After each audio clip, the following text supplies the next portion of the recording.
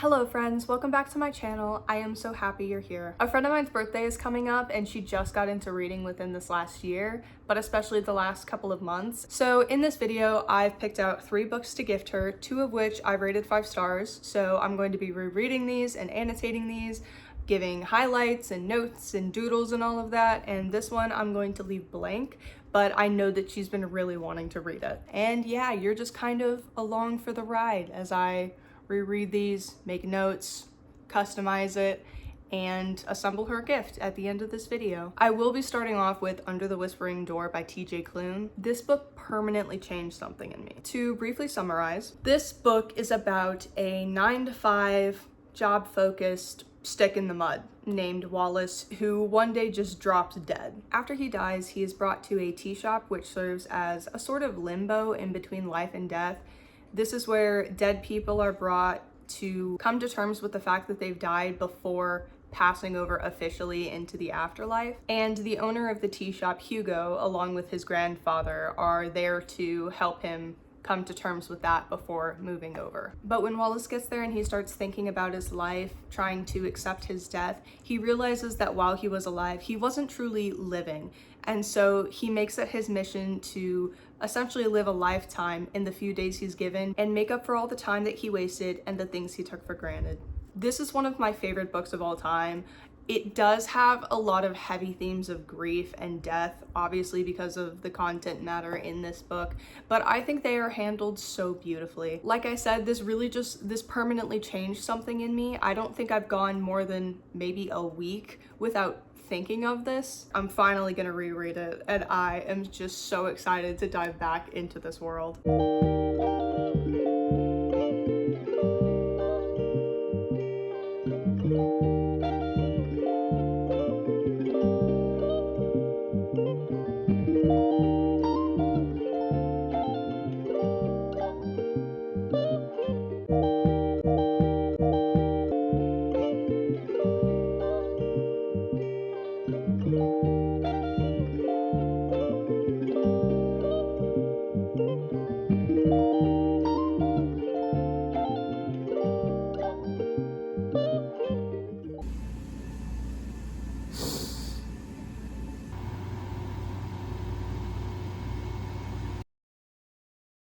Quick update, I finished it. I can't even properly describe or put into bullet points why I like this book so much, what keeps me so attached to these characters. There's so many moments in this book that like evoke just the rawest of emotions in me, but particularly the epilogue. I was crying in my office while reading the last 20 pages. There is just no other book that compares to the way this book makes me feel when I read it. I did finish the last 25 to 30% while I was at work because I had some downtime and cried in the office, as you probably saw.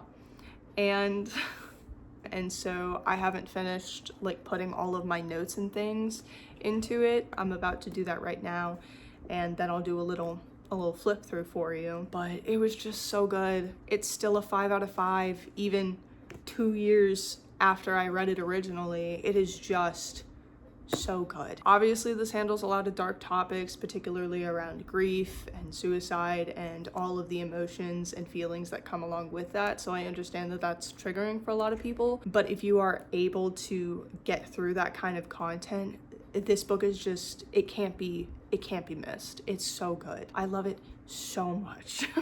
I can only hope that my friend will enjoy it as much as I am, and I hope she cries. There, I said it.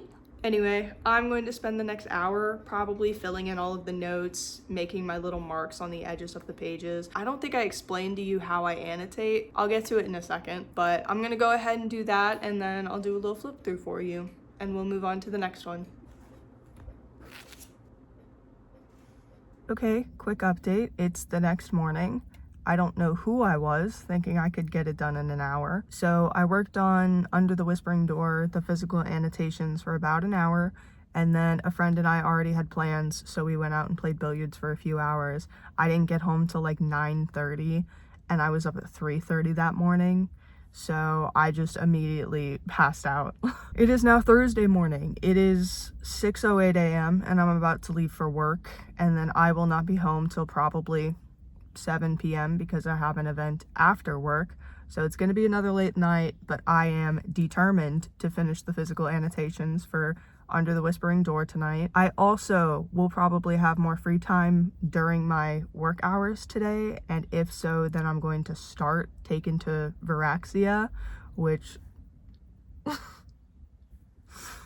I am so excited for. I don't remember much about that book because it's been years since I read it, but I remember loving it. So I hope it's as good of a time as I remember. If I have any updates throughout the day, I will of course let you know. Otherwise, I will hopefully see you later tonight when I finish Under the Whispering Door. So it's the next morning because I'm bad at this. I got home from my work event at like 7:30. I got showered and into bed by 8, and then I really did try to transfer my annotations, but I was just so tired from having to talk to people for 3 hours that I just went to bed. I just immediately passed out. So no annotations were transferred, although I did get through a third of Taken to Viraxia. I am about to leave for work yet again, and I'm gonna read more of Taken to Viraxia in my free time at work, and then I have no plans after work today. It's like the first day this week that I didn't have something else to do. So I'm gonna concentrate, I'm gonna lock in, and I'm gonna get these annotations done, okay? And then hopefully, best case scenario, I will finish Taken to Viraxia either tonight or tomorrow morning. And then Saturday I'm busy, but Sunday I only have a couple hours worth of plans, like 2 or 3 hours. And then the rest of that time can be used to go and get the supplies, to wrap the present, tissue paper, ribbon, all of the good stuff. But for now, I am off to work, and I will see you probably in 9 hours.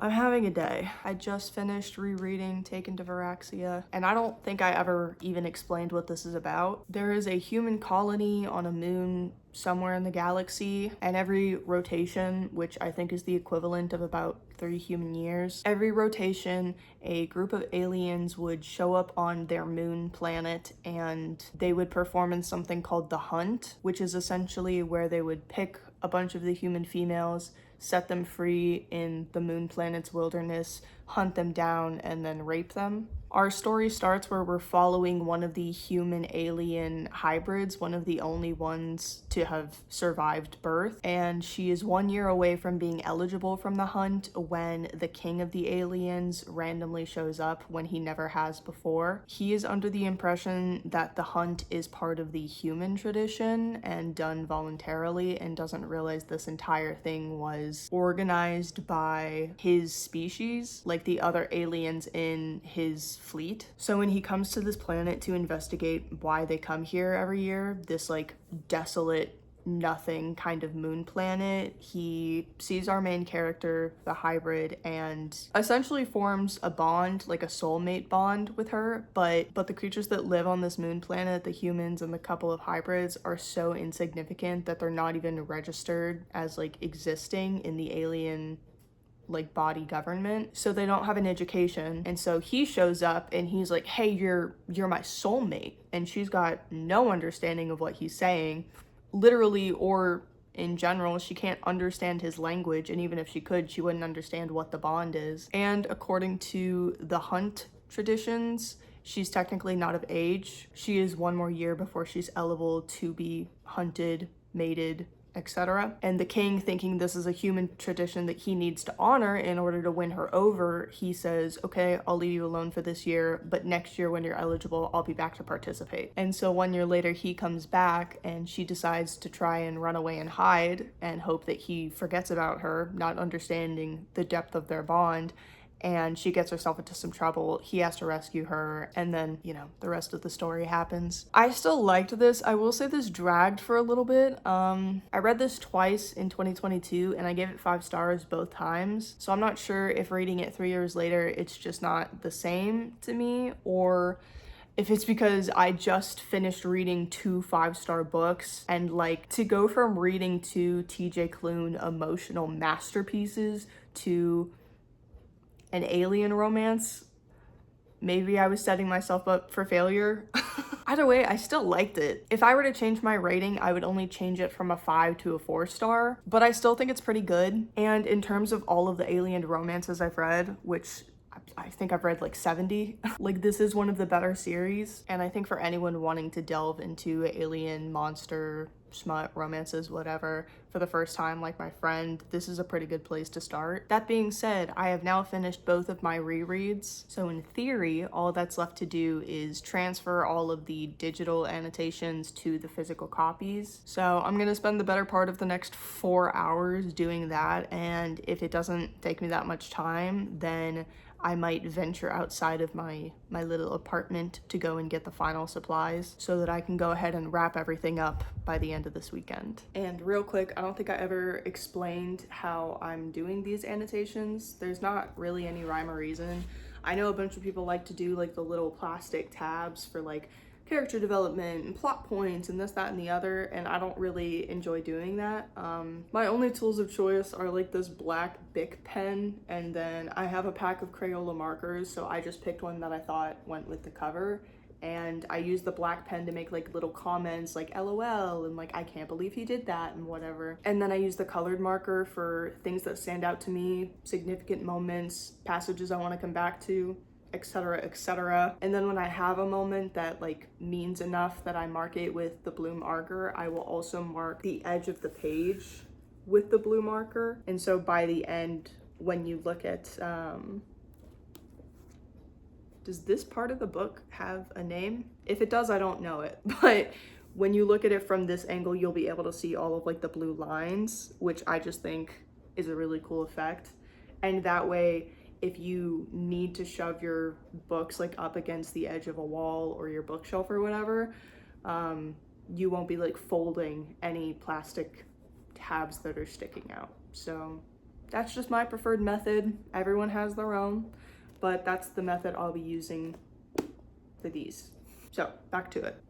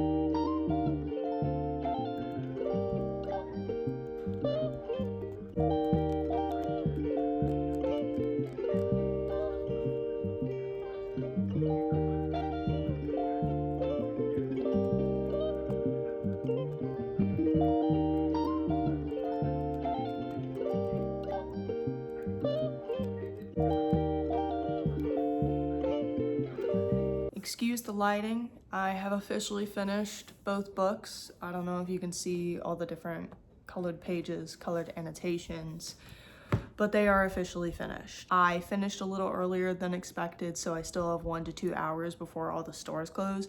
I'm gonna go ahead and run to my local craft store and try and get all of the final supplies.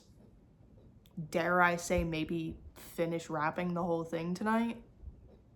Call me crazy, but I think I can do it, okay? I think I can do it. I am so happy to have experienced these worlds again, and I can only hope that my friend will enjoy them as much as I did. But for right now, I am going to head out, I'm not getting dressed. I'm gonna go ahead and head out and see if I can find all of the supplies that I want. Keep your fingers crossed.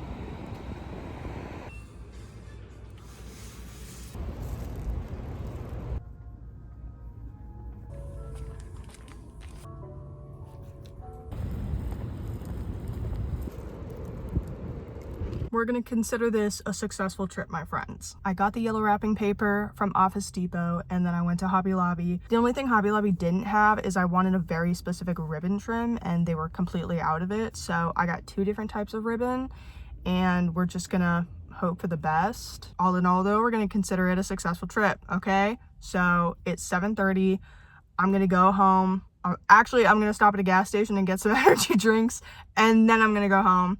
And then we're gonna put this shit together. Mark my words. This is getting done tonight. So I will see you in a minute. I went to the gas station to get myself an energy drink, and there were 15 teenage boys on motorcycles, just like doing laps around the gas station. Why? I've got all my supplies, and now we're gonna see if my idea checks out, because this may not work the way that I am hoping it will. I can't tell y'all how much I hate having the big light on. I've got this beautiful string light. You can't see it, but believe me when I say that it's there. But it doesn't emit enough light, so I gotta use the big light because it gets dark at fucking 4:30 now. In total, she is going to get Under the Whispering Door, annotated, Taken to Veraxia, annotated. I forgot to grab. 1 second. Okay, so to recap once again, y'all are probably so sick of hearing me talking about them. Under the Whispering Door, Taken to Veraxia, both annotated and well loved, okay? And then we have Somewhere Beyond the Sea. This is the second book in the House in the Cerulean Sea duology. She read the first one, she loved it, she wants to reread it again, and she's really interested in the sequel. I didn't love this one as much, which is why I didn't bother annotating it, but I know that she's really excited to get to this. So I also got her this one. $3, okay? Count them, 1, 2, 3. $3. And then I also got her a weighted, it's so cute. I also got her a weighted bat plushie. I guess it also has wires in the wings, so you can like mold them however you want. That's kind of cool. I didn't know that it had that.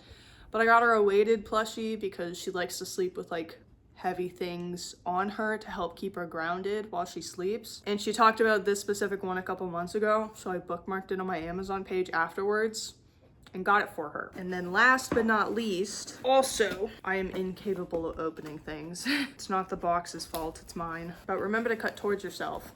Why? That's it? Hold on, this can't be it. Charger. Love to see her. Okay, no, this is right. Didn't realize they've crammed it into such a small box. This feels like an incredible waste of packaging. Probably could have been sent in an envelope, but who am I to say? Okay, so she doesn't like the lighting in her room, and that's where she usually does most of her reading, and so I got her an adjustable reading light. That way she can hook it directly onto the books that she reads, and she doesn't have to worry as much about like trying to arrange her like handheld lights. I think this one box can hold everything. So I think what I'm gonna do is I'm just gonna fucking go for it. I think I'm just gonna go for it and hope for the best. And you can watch a time lapse of me attempting to figure this out.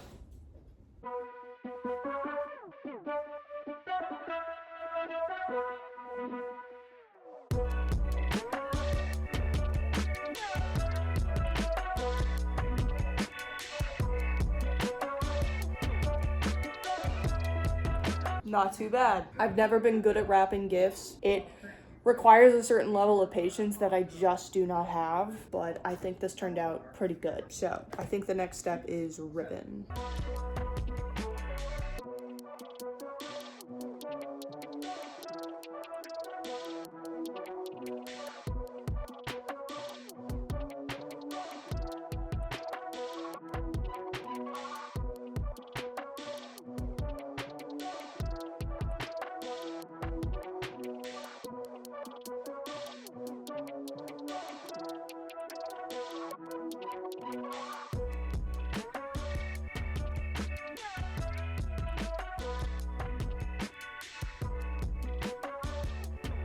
Okay, I lost my patience pretty quickly, so I did most of this off camera, but as you can see, it looks like a little cake.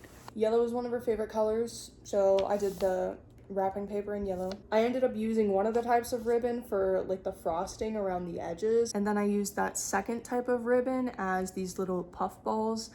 And then when I was at Hobby Lobby, I found these cute little like bundles of fake cherries. Little cherries on top. Is this not adorable? I'll put in some footage of what this looks like during the day.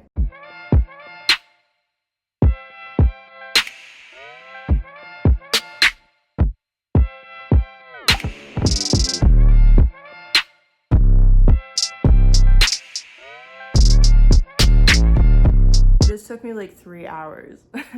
And every minute was filled with love, but I am covered in glue. I need to head to bed. And that is that, my friends. Thank you so much for watching. I hope you have a wonderful rest of your day, and I hope to see you in the next video. Bye!